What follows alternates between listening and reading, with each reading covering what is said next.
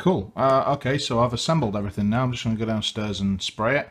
On the Nurgle side, you can see now the Plague Bearers a bit better. Plague Marines a bit better. So this fella here, let's try and refocus. Oh, that's not having it. Focus kind of sucks. I've left his weapon off. It's there. This is the plasma guy. So that's just for ease of painting. It'll snap back on later really easily. This guy I have glued it on just because this was a weird one to build. And yeah, there wasn't really a great way of painting it without the gun on. Some amazingly posed models.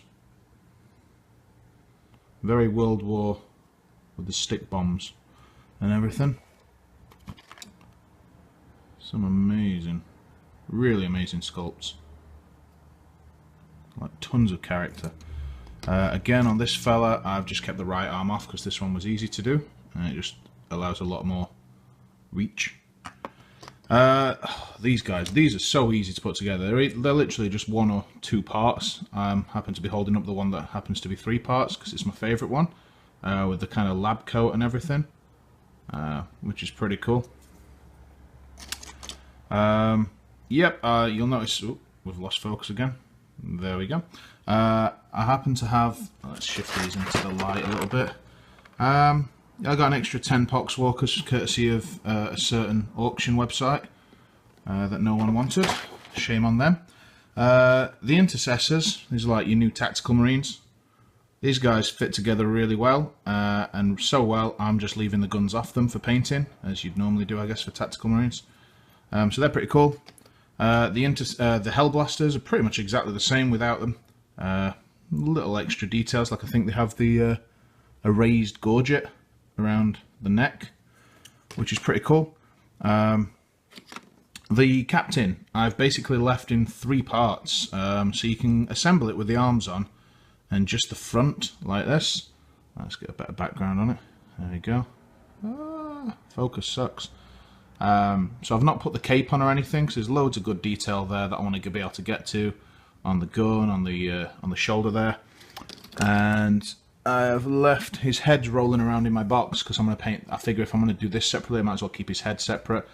I won't be able to get onto the inside of the cape without messing up the rest of the model, especially since it's going to be yellow and I'm going to do the cape red. So I really don't want to be poking a brush full of red paint through my lovely painted yellow model.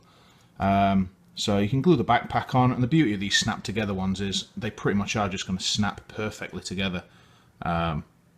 So that's easily doable. On the Nurgle side, I've assembled the Photed Bloat drone completely. I've just not glued it to its base. There's tons and tons of detail underneath, and I really don't want a big 50mm base getting in the way of all that. So that's going to be very fun to paint. I'm looking forward to that one. But my favourite model is, where is it? Is this fella, and again, it's the Death Guard Lord of Contagion, and I've left him in separate parts. So we've got the front of the body there, and the head glued on, but all that pus coming out the belly, it's great. But there's loads of detail on the armour, on the legs, on the back, and I really don't want to lose out on that. So we got the back of his cape here, and again, for the same reasons, I'm going to be going with a light colour on the armour, and I'm going to keep the coat green, I'm thinking.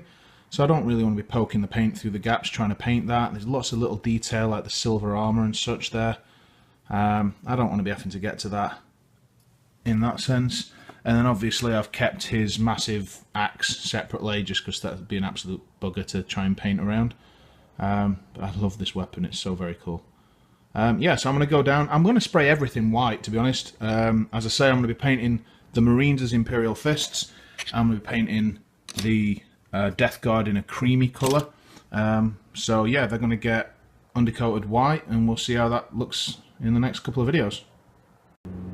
Okay, so when you spray outside, use a bigger board. Just a good tip. I'll have to clean that later. Okay, but everything is undercoated though. Sprayed white. I say everything is undercoated. I had a few cheeky extras to undercoat and ran out of undercoat. Always a charm. But got these guys done. So I didn't mention earlier, you can see that the Inceptors I've not glued them to the bases, again, because you don't really want to undercoat the flying base, but I've also not glued this backpack part on. Lots of tricksy sections there. Let's try and focus, there we go. Lots of tricksy sections, so I just kept that off the guys. They are really cool models, I love these. And there's leaked pictures out now that have them with plasma guns, so yeah, I'll probably be buying 2 squads of those. These four, look how teeny tiny these Marines are now. Oh my god, I mean that's unfair, it's against one of those. Let's grab you, dude. One-handed approach while I hold my phone. Look at that, it's just teensy. Why are these 4 guys in there then? Yeah, I'm just going to be trying out a few little... These 4 fellas are my testers for the Death Guard theme before I put it on the real models. So I just grabbed some 4 really old battered tactical Marines, resprayed them, and we'll see what it looks like on those first.